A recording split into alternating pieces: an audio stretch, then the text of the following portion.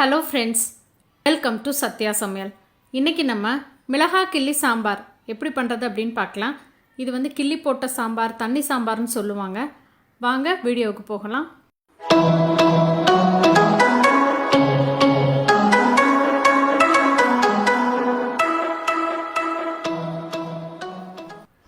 சாம்பார் பண்ணுறதுக்கு தேவையான அளவுக்கு துவரம் பருப்பை வந்து 2-3 வாட்டி கழுவிட்டு அதுக்கப்புறமா பாத்திரத்தில் சேர்த்து கொஞ்சமாக விளக்கெண்ணையும் மஞ்சள் தூளும் சேர்த்து நல்லா வேக வச்சு எடுத்துக்கலாம். இப்போ பருப்பு நல்லா வெந்துடுச்சு. நான் மேலே இருக்க தண்ணியை வந்து ரசத்துக்கு எடுத்துட்டேன். பருப்பை வந்து லைட்டாக மசிச்சு வச்சுருக்கேன். இப்போது சாம்பார் பண்ணிடலாம். கடாயில் வந்து 2 டேபிள் ஸ்பூன் அளவுக்கு கடலெண்ணெய் எடுத்துக்கோங்க. கொஞ்சமாக கடுகு,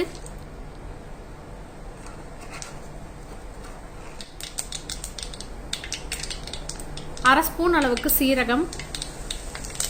இப்போ காரத்துக்கு தகுந்த அளவுக்கு காஞ்ச மிளகாய் சேர்த்துக்கலாம்.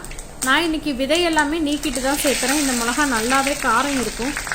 நம்ம சாம்பார் பொடி எதுவும் சேர்த்த போகிறதில்ல. அதனால் உங்களுடைய காரத்துக்கு தகுந்த அளவுக்கு காஞ்ச மிளகாய் சேர்த்துக்கோங்க. எண்ணெயில் நல்லா காஞ்ச மிளகாய் வந்து வறுபட்டுறணும். அப்போ தான் காரம் நல்லா இறங்கும். மிளகாய் நல்லா சிவந்து வந்ததுக்கப்புறமா கைப்பிடி அளவுக்கு சின்ன வெங்காயத்தை சேர்த்துக்கலாம்.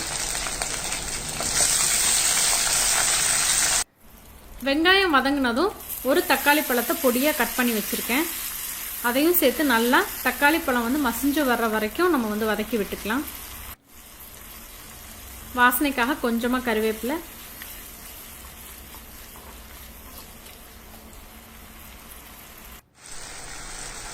கொஞ்சமாக பெருங்காயத்தூள், கொஞ்சமாக உப்பு, இதெல்லாமே சேர்த்து நல்லா கலந்துட்டு தக்காளி நல்லா மசிஞ்சு வர வரைக்கும் வேக வச்சு எடுத்துக்கலாம்.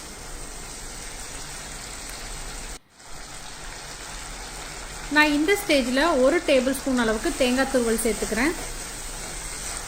உங்களுக்கு விருப்பம் இல்லைன்னா தேங்காய் துருவல் சேர்த்தாமையே பண்ணிக்கலாம். இப்போ தக்காளியும் நல்லா வதங்கிடுச்சு. நம்ம வந்து சாம்பாருக்கு தேவையான அளவுக்கு புளிக்கரைசலை விட்டு புளிக்கரைசலினுடைய பச்சை வாசனை போகிற வரைக்கும் கொதிக்க விட்டுக்கலாம். இப்போ புளி வந்து நல்லா கொதிச்சு பச்சை வாசனை நீங்கிடுச்சு.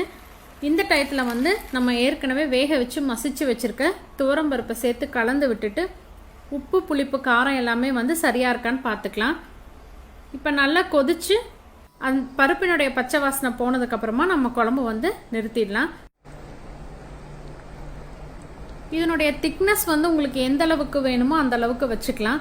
பொதுவாக இது வந்து கொஞ்சம் தண்ணியாக தான் இருக்கும். இந்த சாம்பார் நிறையா பக்கம் தண்ணி சாம்பார் அப்படின்னு சொல்லுவாங்க. நல்லா சூடான சாதத்தில் ஒரு அப்பளம் வச்சுட்டு இந்த சாம்பாரும் சூடாக பரிமாறினீங்க அப்படின்னா டேஸ்ட் வந்து ரொம்பவே நல்லாயிருக்கும்.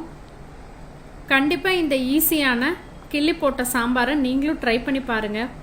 வீடியோ பிடிச்சிருந்தா உங்கள் ஃப்ரெண்ட்ஸ் எல்லாத்துக்கும் ஷேர் பண்ணுங்கள், லைக் பண்ணுங்கள், கமெண்ட் பண்ணுங்கள். மறக்காமல் நம்ம சேனலை சப்ஸ்கிரைப் பண்ணுங்கள். சுவை அறிந்திட சுவைத்து பாருங்கள். தேங்க்யூ.